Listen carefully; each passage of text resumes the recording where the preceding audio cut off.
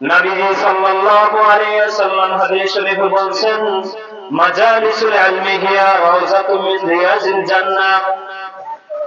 এই যে ইলমের মজলিসগুলো রয়েছে, ইলমের যে সমস্ত বৈঠকগুলো আছে, আল্লাহ তাআলার জিকির করা হয়, রাসূল সাল্লাল্লাহু আলাইহি ওয়াসাল্লামের জিকির করা হয়।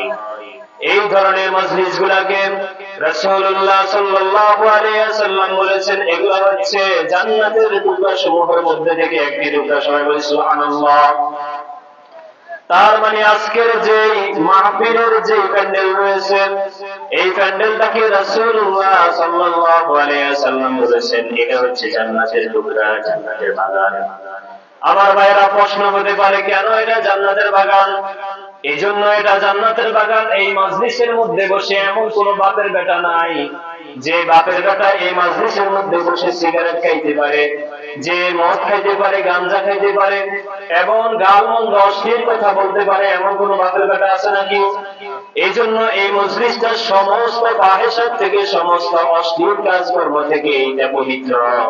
এই জন্য রাসূলুল্লাহ সাল্লাল্লাহু আলাইহি ওয়াসাল্লাম এই মজলিসটাকে বলেছেন যে এই মজলিসটা হচ্ছে জান্নাতের একটা বাগান, এই মজলিসটা হচ্ছে জান্নাতের একটা টুকরা। আল্লাহ তাআলা এই মজলিসটাকে জান্নাতের টুকরা হিসেবে কবুল করে নিন। সবাই বলি আমিন।